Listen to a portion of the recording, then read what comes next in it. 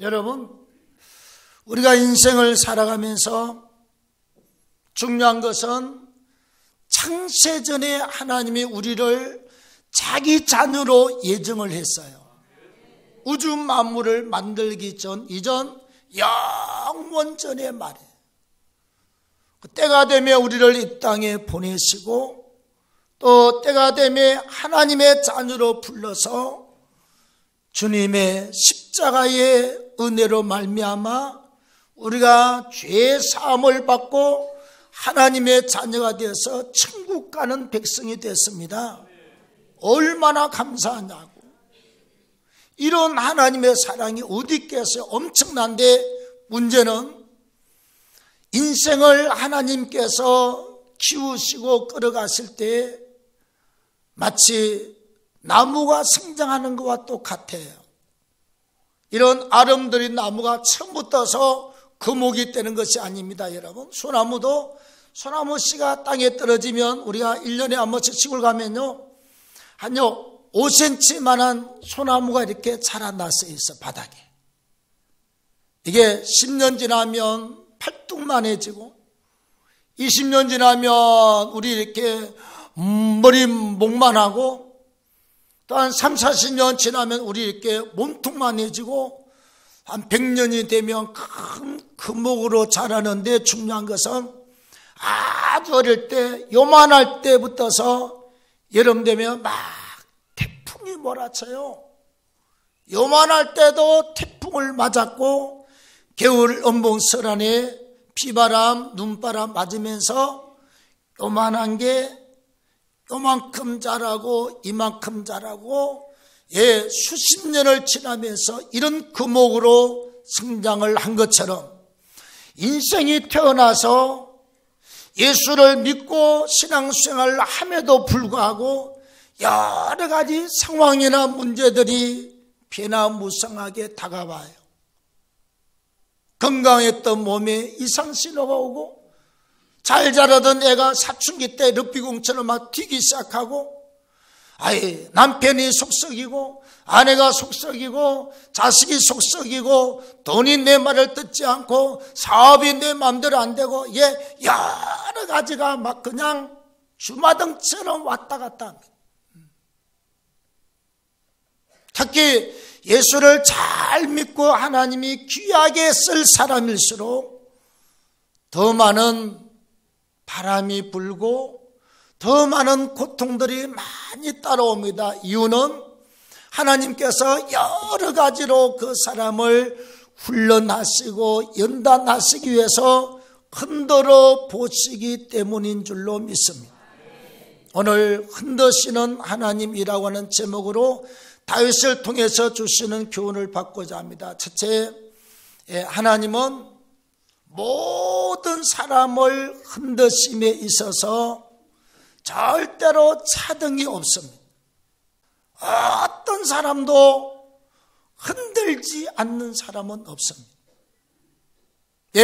하나님께서 인생을 인생답게 만들고 하나님께서 성도를 성도되게 하고 주의 종들을 주의 종으로 만드시기 위해서 하나님은 모든 사람을 흔드시는데 오늘 다윗을 보겠습니다. 6절에 다윗이 내가 형통할 때에 말하기를 영원히 흔들리지 아니하리라 이렇게 고백을 했습니다. 다윗이 한 15년 동안 사울에게 멋진 연단을 겪었습니다. 여러분, 그리고 헤브론에서 왕이 되고 예루살렘 와서 34년 동안 40년 동안 왕으로 40년 동안 통치자로 섰습니다. 15년 연단을 거친 다윗이 왕이 되고 난 다음에 그 주변에 작은 족속들 국가들 모조리 다 전쟁에서 정복해서 다 항복을 시켰습니다. 다윗한테 무릎을 꿇지 않는 왕이 없어요. 다윗한테 조공을 바치지 않는 왕이 없습니다. 그냥 가만히 있어도 1년에 수천 푸대의 올리브 기름이 들어옵니다. 밀과 보리가 들어옵니다. 금과 은들이 쏟아져 들어옵니다. 어마어마한 부자, 형통의 복을 누렸던 다윗이 그 형통의 복을 받을 때 이렇게 말합니다. 영원히 내가 흔들리지 아니하리라. 그때 상황 같으면 누가 다윗을 흔들어요? 누가 다윗을 흔드냐고. 그래서 자기가 작심하고 말하기를 나는 절대로 이제는 흔들리지 않는다. 15년 연단 받았으면 됐지 더 이상 고생은 없다는 거예요. 근데 하나님께서 그렇게 잘 나가던 다윗을 실수도 하고 또 살인도 하고 그래서 나중에는 압살롬의 반역이 일어나고 그 다음에 버러지 같은 인생들이 가면서 저 다윗을 보고 욕하고 돌 던지고 죽이라 살리라 맨발로 울면서 왕이 도망가고 아주 처참하게 흔들리는 세월을 보내게 됩니다. 여러분, 자, 그때 다윗이 이렇게 7절에 말합니다. 주의 은혜로 나를 산같이 굳게 세웠더니, 산에 있는 산말이 갑자기 주의 얼굴을 가리시며 내가 근심하였나이다. 나를 산처럼 견고하게 세우시더니 주의 얼굴을 가리우심에 내가 근심 중에 빠졌다. 또 연단과 시련의 자리에 들어갔다는 것입니다. 여러분, 우리 인생이 살면서 아무리 연단을 잘 받았다고 해도 또다시 다음 단계 올라갈 때 연단이 와요. 더 잘 통과하고 멋있게 했음에도 불구하고 하나님이 그 사람을 쓸 때 다음 단계로 올릴 때 또 하나님이 또 연단하시고 흔드시게 됩니다. 사업도 그래요. 하나님께서 세상 살 때 돈 무슨 줄 모르고 막 물 쓰듯이 막 쓴 사람은 하나님이 언젠가는 싹 불러갑니다. 돈 싹 걷어가요. 돈 귀한 줄 모르고 하나님 앞에 드리는 줄도 모르고 바르게 쓸 줄도 모르고 그래서 하나님이 싹 걷어갑니다. 한 푼도 없이 눈물의 빵을 먹게 하시고 헐벗고 춥게 만드시고 때론 가족이 흩어지고 막 그냥 사업이 망해가지고 저 애들은 저기 가서 있고 부인은 저기 가서 있고 나는 어디 있고 이런 가정도 우리가 많이 봤습니다. 그리고 하나님께서 훈련시키신 다음에 전부 새롭게 빚지요.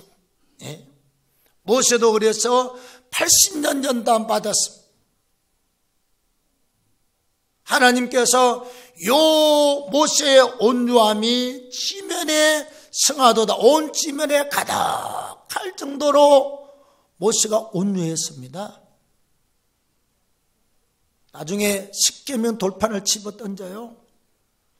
하나님께서 살인자도 되게 만들고 하나님의 십계명을 집어던지기도 하고 또 지팡이를 갖다 막 꽝꽝 치기도 하고 나는 못한다고 때를 쓰기도 하고 그래서 하나님이 80년 동안 훈련시켜서 나머지 40년을 선 줄로 믿습니다. 신앙이 너무 좋은 욥도 마찬가지입니다. 하나님이 기록하기를 당대의 의인이었더라. 욥을 따라갈 의인이 없어요. 애들 생일 때마다 하나님 앞에 다 번제를 드리고 오로지 예배에 오로지 기도 오로지 하나님을 경외하되 그런 정직하고 순진한 사람으로 하나님을 경외했습니다. 거짓이 없는 사람, 진실한 사람, 믿음으로 하나님을 잘 섬겼음에도 불구하고 나중에 어느 날 갑자기 재산이 다 사라졌습니다. 종들이 다 사라졌습니다. 아들, 딸들이 다 사라졌습니다.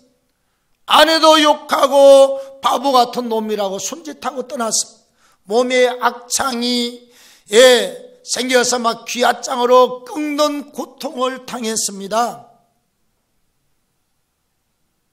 신앙이 좋은 사람도 때론 하나님이 흔드시고 돈 많은 사람도 때론 흔드시고 세상의 권력과 명예를 다 쥐고 있는 사람일지라도 하나님은 모든 사람을 사람으로 만들고 믿는 자를 제대로 성도로 만들고 당신의 제자로 만들기 위해서 흔들고 또 흔들어 보시는 줄로 믿습니다. 내가 흔들 때 여러분, 하나님은 내가 좋을 때도 내 아버지 하나님이지만 나를 흔들고 계실 때도 그분의 거룩한 목적이 있어요. 그때도 하나님은 내 하나님이 되심을 믿기를 축원합니다. 다음 두 번째, 하나님께서 흔들 때 당하는 우리는 엄청 힘들지만 그러나 그 흔드시는 시간은 하나님이 길지 않다. 길지 않고 은혜와 축복이 훨씬 더 많다고 말씀하십니다. 자, 하나님이 흔드실 때 다윗이 얼마나 힘들었는가를 우리가 성경에 찾아보면요, 3절에 여호와여 주께서 내 영혼을 스올에서 끌어내어 나를 살려주십시오 그랬습니다. 스올이 뭐냐? 지옥 같다는 말입니다. 스올이 뭐냐? 무덤 속에 들어가 있는 것과 같다.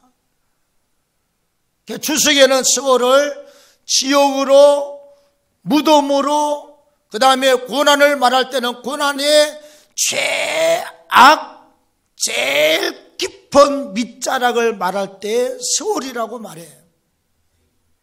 지옥 같은 고통을 당하고 무덤 속에 갇혀서 숨막히는 죽음의 고통을 당하고 있다는 것입니다. 7절에 주의 얼굴을 가리시며 내가 근심하고 있습니다. 근심이 찾아왔습니다. 9절에 내가 무덤에 내려갈 때 내 피가 무슨 유익이 있습니까? 피는 생명을 말하지. 내가 지금 하나님께서 나를 연단하사 서울 갔다 무덤 속에 내려보내게 하실 때 내 피가 무슨 상관이 있습니까? 이 말은 내가 살아있은들 무슨 유익이 있으며 내가 살아있은들 아무런 필요가 없습니다. 차라리 죽는 게 낫겠습니다. 그렇게 표현을 하고 있습니다. 여러분, 하나님이 흔드실 때는 그 고통이 굉장히 커요. 저도 겪어봐서 알고 있습니다. 말도 못해요. 그런데 하나님께서 오늘 5절에 말씀합니다. 그의 노염은 잠깐이요 그의 은총은 평생이로다. 하나님이 우리를 죄 때문에 징계를 하든지 우리를 갖다 영적으로 키우기 위해서 여러 가지 문제를 통해서 하나님이 흔들고 계실 때 하나님이 그래요. 하나님의 관점에 볼 때 너희의 내 고난과 고통 내가 노하는 것은 잠깐이요 나의 은총은 평생을 너와 함께 하리라. 그냥 저녁에는 울음이 깃들지라도 아침에는 기쁨이 찾아오리로다. 그래서 우리가 하나님이 흔드실 때 나는 너무 힘들고 어렵고 고난 가운데 있다고 말하지만 연단의 세월은 잠깐이고 하나님의 은총과 하나님의 기쁨의 역사가 금방 찾아오게 될 줄로 믿습니다.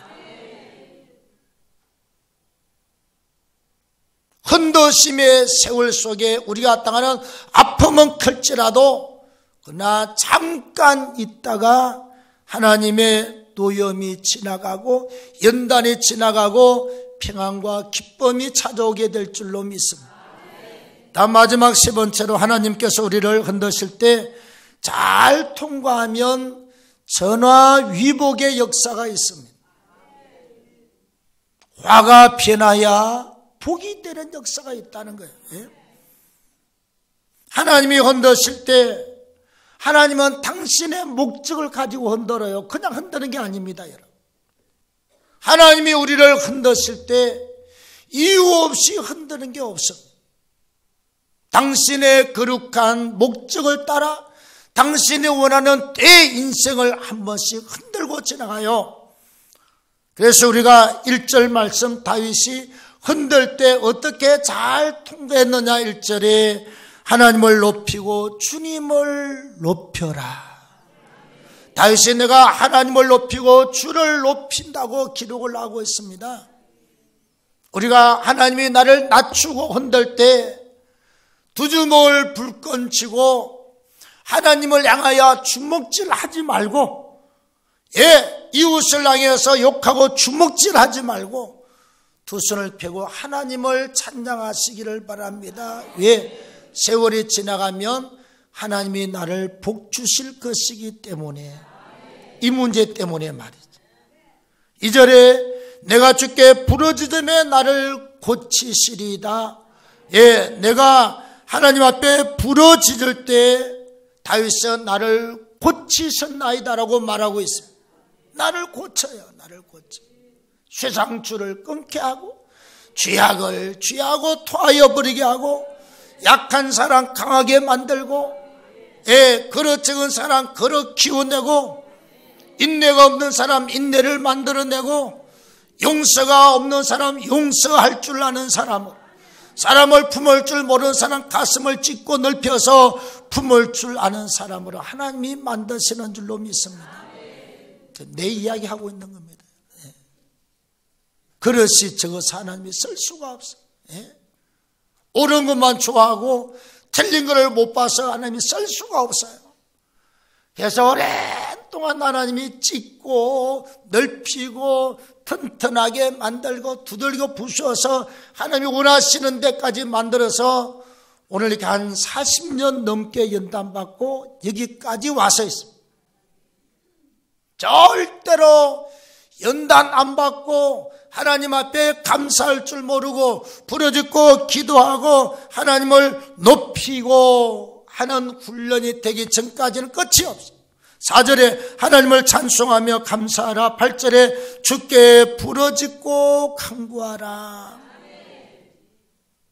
하나님이 나를 정말 깨끗하게 만들고 나를 큰 일꾼으로 만들고 나를 튼튼한 일꾼으로 만들고 하나님이 쓰기에 만만한 사람으로 만드는 사람으로 만들고 있는 기회인 줄로 믿습니다. 하나님이 이래라 그러면 아멘 할렐루야 그러면 돼요. 하나님이 너 이것 좀 해라 그러면 예 아멘. 이것 좀 할래? 아 그럼요 아멘. 이것 좀 할래? 아멘 그럼요. 하나님 또 뭐 할 게 없습니까? 뭐든지 시켜주세요.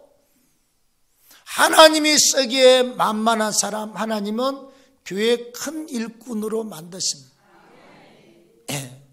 우리가 자녀 길러보면 알잖아요. 가정에서 엄마 아빠 뭐 시키면 예 말마다 못해 안 해 그러면 하나님이 부모가 뭐라고 그러겠습니까? 쳐다보고 있어. 너희 놈 그러고. 그 자식들이 나중에 커서 잘못하면 부모가 속에 품고 있는 게 있어요. 네 새끼 키워봐라. 나중에 어떻게 하나 보자. 단단히 벼르고 있습니다, 여러분. 네 나중 결혼해서 네 새끼 키워봐라 나서 네 말 듣나? 택도 없지. 네가 했던 것보다 배로 내게 받을 것이다. 이러고 부모가 속으로 말은 안 해도 다 품고 있다고요. 아셨나요?